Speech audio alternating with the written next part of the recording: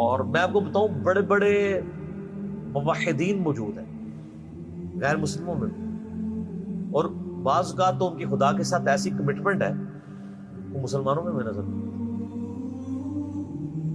ایک بندہ کرسچن تھا، نام اس کا ذہن سے اتر گیا، یورپ میں ہی اس نے اپنے بارے میں یعنی اس کی بایوگرافی اس نے خود بھی لکھی،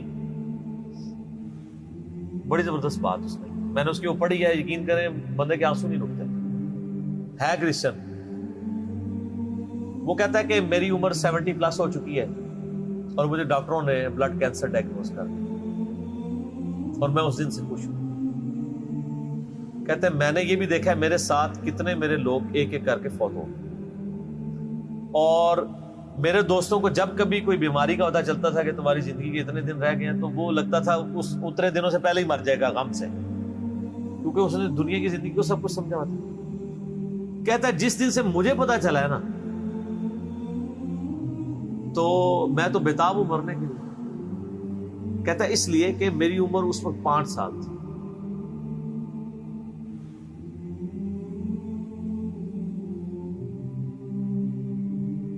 جب میں نے پہلی دفعہ یہ چیز سنی تھی کہ مجھے کسی نے پیدا کیا اور اس گارڈ کی ڈیمانڈ ہے کہ میں ہفتے میں ایک دن سنڈے کا دن اس کو دوں،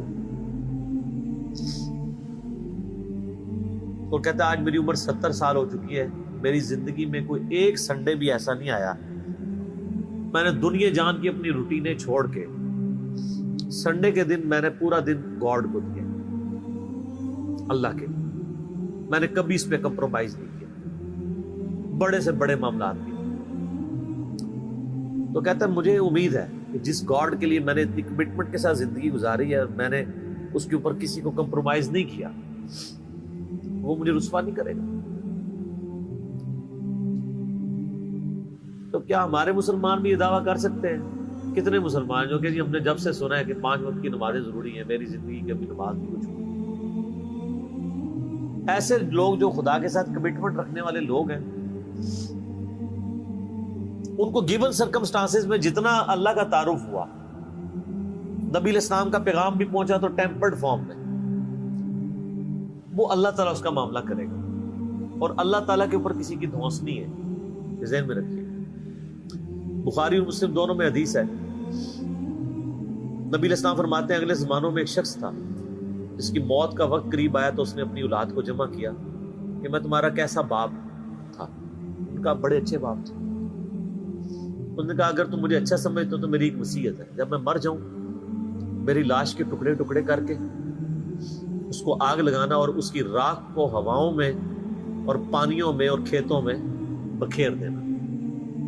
لئن قدر اللہ علیہ، اگر اللہ تعالیٰ نے مجھ پہ قدرت پال تو مجھے ایسا عذاب دے گا کہ کسی کو نہیں دیا ہوگا۔ یعنی وہ سمجھتا تھا میں خدا کے لیے وہ کمٹمنٹ کی زندگی نہیں گزار سکا۔ یہ حدیث بخاری مسلم دونوں میں ہے، مشکات میں دوسری جلد میں اللہ کی رحمت کے بیان میں آپ کو ملے۔ نبی علیہ السلام فرماتے ہیں جب وہ فوت ہو گیا اس کے پچھلوں نے یہی کچھ کیا، تو اللہ تعالیٰ نے ہواؤں کو پانیوں کو حکم دیا کہ اس کی راکھ سمیٹو، راکھ سمیٹی گئی، اللہ نے اسے زندہ کر دیا۔ اللہ نے کہا ہاں بھائی،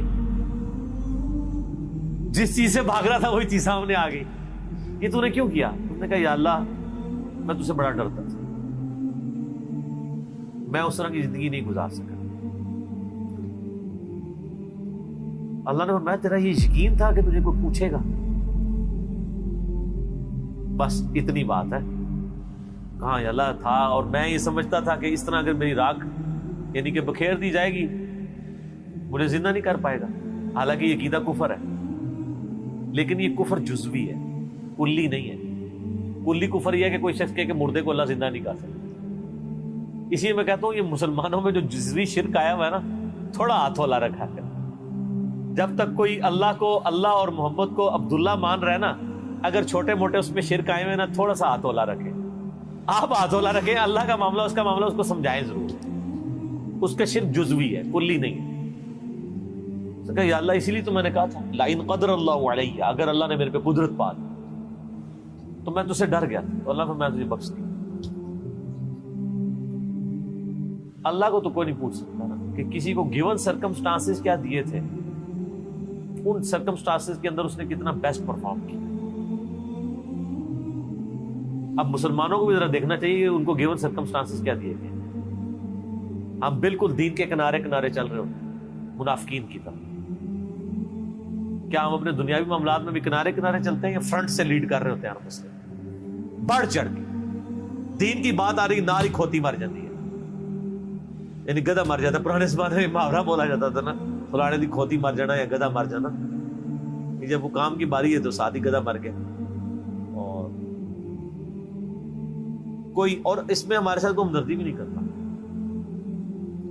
میں اکثر کہتا ہوں کہ آپ دن کے وقت اپنے موٹر بائک کی ہیڈ لائن آن کر کے نا 1 کلومیٹر بھی سفر نہیں کر سکتے. آپ کو راستے میں کئی بندے ایسے ایسے اشارہ کریں گے, لیکن آپ ایک مسجد میں 50 سال تک بغیر سنت کے طریقے کے نماز پڑھتے رہے, کوئی بھی آپ کو ایسے ایسے نہیں کرے گا, کیونکہ وہ آپ کے شر سے ڈرے گا. آپ بھی مجرم ہے, اور وہ اس لیے مجرم ہے کہ اس کو چاہیے کہ وہ دیکھے. مجھے بتائیں, آپ کے سامنے ایک نابینا شخص ہے اور وہ ایک گڑھے میں گرنے والا ہے, تو آپ چیخ نہیں مار دیں گے ایک بار؟ اور وہ نابینا بھی آپ کی چیخ کو بھول کے کہے گا شکر ہے اس نے بچا لیا. لیکن دین کے معاملے میں آپ کسی کو پیار سے, محبت سے, کسی طریقے سے بھی سمجھانے کی کوشش کرے تو وہ آگے سے آپ کو دشمن سمجھتا ہے, لیکن دنیاوی منفعت میں نہیں سمجھتا. کہتا مہربانی سر, بڑی مہربانی. دین کے معاملے میں, اور دین کا یہ حال ہے کہ سب سے آخری پرائرٹی پہ ہے. بچہ بھی اسکول میں داخل کرانا 10 بندوں سے مشورہ ہوتا ہے, اور دین یہ ہے کہ جس آپ فرقے کی محلے کی مسجد میں پیدا ہوئے ہیں آپ کا وہی فرقہ ہے. ٹوٹل یہ آپ کی تحقیق ہے. میری جو پچھلے دنوں جو ویڈیو ایک چھوٹی چڑی تھی, زندگی بدلنے والی گفتگو, اس میں نے یہی تو رونا رویا ہے کہ ادھر تو پیکے والا ہی معاملہ چل رہا ہے. تحقیق کا مطلب یہ سمجھتے ہیں کہ اچھا اب میں نے تحقیق یہ کرنی ہے کہ چونکہ میرے محلے کی مسجد بریلویوں کی ہے تو بریلوی کون ہوتا ہے جس کو یہ کام کرنے چاہیے. وہ اس طرف نہیں جائے گا کہ میں اسلام کو دیکھوں, وہ بریلوی دیوبندی اہل حدیث شیعہ کی طرف جائے گا. یہ آپ نے دیکھا کتنا فرق ہے. کوئی بندہ کہ جی میں تحقیق کر کے مسلمان ہوا. جتنے بریلوی دیوبندی اہل حدیث بیٹھے ہوئے ہیں وہ اس لیے کہ ان کے باپ دادا تھے یا انہیں محلے کو وہ مسجد لگتی تھی. تو سر میرا ایک معصومانہ سا سوال ہے کہ اگر آپ کے محلے میں قادیانی کی مسجد عبادت گاہ لگتی ہوتی یا آپ کے ابا جی قادیانی ہوتے تو آپ ماشاءاللہ بہت تحقیق کر کے مسلمان ہو جاتے, قادیانی ہوتے. اور دوسری طرف حال یہ ہے کہ جاہل سے جاہل آدمی بھی میرا جیسا کپڑا خریدنے جائے نا, کپڑے کو ایسے کر کے ضرور دیکھتا ہے, لیکن دین کے کسی عمل کو ایسے کر کے نہیں کوئی دیکھتا کہ یار نماز, یعنی ہر ایک کو نہیں پتا کہ کوئی اس طرح نماز پڑھے کو میں چیک ہی کر لوں یا نماز کس طریقے پہ, اور کوئی اتنا لمبا کام بھی نہیں ہے. ایک مسئلے کو چیک کریں گے زیادہ زیادہ 1 یا 2 دن لگ جائیں گے, چلو 1 ہفتہ لگ جائے گا. سیریس لیں اللہ, کوشش کریں تو انشاءاللہ اللہ تعالیٰ حق تک پہنچائے گا. تو باقی اللہ کے فیصلے. سر آخرت کے معاملے میں ڈرتا ہوں, یقین کریں کہ خدا بڑا بے نیاز ہے. ہمیں تو اپنی آخرت کی فکر ہے, سیدھی سی بات ہے. ہم تو کہتے ہیں اللہ تعالیٰ ہماری غلطیوں سے درگزر فرمائے, چاہیے کہ ہم لوگوں کے بارے میں فیصلہ کریں. میں تو اپنے بدترین دشمنوں کے بارے میں بھی قطن یہ یعنی جرأت نہ کروں کہ میں ان کی آخرت کا فیصلہ کروں, ناٹ ایٹ آل. آپ دیکھیں میں یزید کے بارے میں, میرے بارے میں بڑا سخت رویہ رکھتا ہوں, لیکن کبھی آپ نہیں سنیں گے کہ میں نے اس کو کہا کہ وہ جہنمی ہے. آخرت کا فیصلہ اللہ نے کرنا ہے. دنیا میں ڈنگے کی چوٹ پہ جس نے غلط کیا اسے غلط کہیں گے.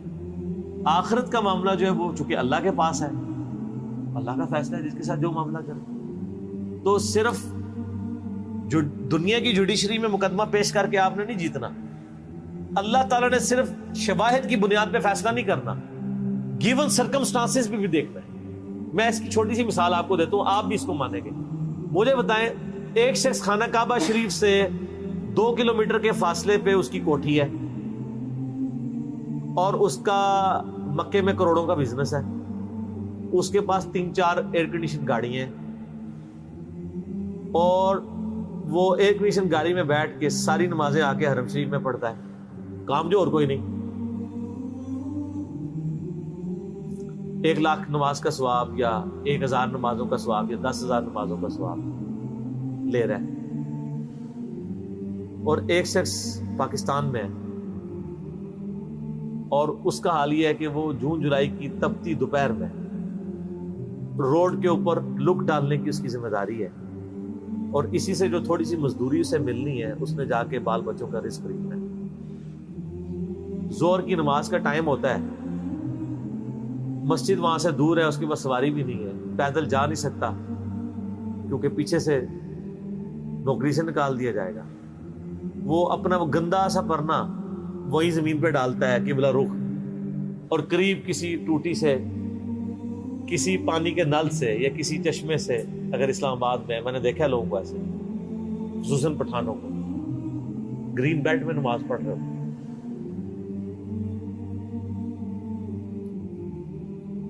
اور وہاں پہ بغیر جماعت کی وہ قبلہ رخ کھڑے ہو کے نماز پڑھ لیتے ہیں. آپ یہ کہیں گے کہ اس کو 1 لاکھ ضرب 27 جماعتیں 27 لاکھ نمازوں کا ثواب مل رہا ہے, اور اس بیچارے کو 1 نماز کے ثواب مل رہا ہے. میتھمیٹیکلی تو آپ کی ایکویشن ٹھیک ہے, لیکن اللہ نے تو گیون سرکمسٹانسز بھی دیکھنے ہیں. یہی وجہ ہے کہ نیکیاں تولی جائیں گی, گنی نہیں جائیں گی. گننے میں آئے تو سعودیہ والا پار, اور تولنے پہ آئے تو اس کی 1 نماز اس کی 27 لاکھ نمازوں پہ باری ہو جائے گی. جی سر, 1 روپے کے 1000 نوٹ پڑے ہوئے ہوں اور دوسری طرف 5000 کا ایک نوٹ پڑا ہوا ہو, تو ورتھ کس کی زیادہ ہے؟ 1 نوٹ کی. یہ 1000 اس کا مقابلہ نہیں کر رہے. کیوں؟ اس کی ورتھ زیادہ ہے. اللہ نے سرکمسٹانسز میں دیکھنا ہے. ایک ملٹی نیشنل میں جاب کرنے والا بندہ ایئر کنڈیشن کمرے سے اٹھ کے اٹیچ باتھ روم میں وضو کر کے بالکل قریبی ایک ایئر کنڈیشن مسجد میں جا کے نماز جماعت سے نہ پڑھے اور اپنے دفتر میں مصلی ڈال کے 2 منٹ میں فارغ ہو جائے, اس کی جماعت معاف ہو جائے گی؟ اس کی تو معاف ہو سکتی ہے جو روڈ کے کنارے یہ کر رہے ہیں, کیونکہ اس بیچارے کے گیون سرکمسٹانسز. تو اس لیے سر آخرت کے فیصلے نہ کیا کریں, ڈر جائیں.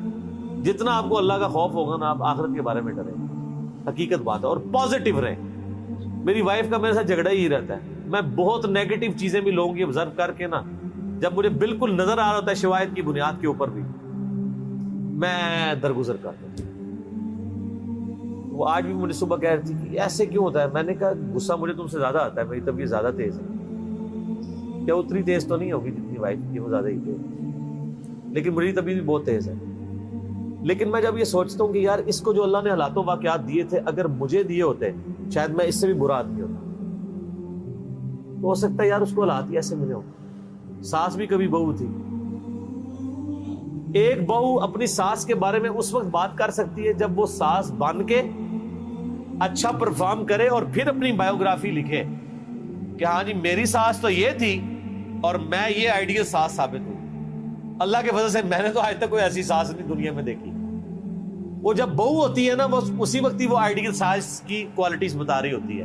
جب اس پہ وہ حالات و واقعات آتے ہیں تو وہ اس سے بھی ورس پرفارم کر رہی ہو. اور یہ دیکھا ہے, اسی کو کہا جاتا ہے نا خدا گنجے کو ناخن نہ دے. تو شکر کریں کہ آپ گنجے اور آپ کو ناخن نہیں ملے ہوئے. اگر آپ کو ناخن ملے ہوتے ہیں تو آپ زیادہ اپنا نقصان کر لیں. اس لیے پازیٹیو رکھیں, پازیٹیو ایٹیچیوڈ رکھیں. اس کا فائدہ یہ ہوگا کہ آپ کوڑ کوڑ کے مریں گے, آپ اچھی زندگی گزاریں گے اور آپ کے بارے میں کسی کے بارے میں آپ کے دل میں میل نہیں آئے گا. میرا ادھر جتنا ویڈیوز میں غصہ ہوتا ہے نا, وہ اس لیے نہیں ہوتا کہ میں کسی سے نفرت کر رہا ہوتا ہوں. میں کہہ رہا ہوں اس کی وجہ سے اتنے ہزاروں لوگوں کا بیڑا غرق ہو رہا ہے, تو میں پورے پیشن سے بیان کرتا ہوں. ورنہ جو لوگ جن کے خلاف میں نے کلپ چڑھائے ہیں وہ بھی میرے سامنے آ جائیں, میں ان کے بھی ہاتھ چوم لیتا ہوں. تو منافقت نہیں کر رہا ہوتا ہوں. علمی اختلاف اپنی جگہ اور کسی کی ہیومن ڈگنیٹی میں رسپیکٹ اپنی جگہ. پازیٹیو رہیں, بعض کا اثر کر جاتی ہے. دیکھیں نا اثرات آپ کو نظر آ رہے ہیں, تبدیلی آ نہیں گئی, آ جاتی تو ٹھنڈا کر کے کھائے. ٹھیک ہو گیا. آخری سوال کریں, پھر ہم نے اس کو کنکلوڈ کرنا ہے, باقی سوال انشاءاللہ.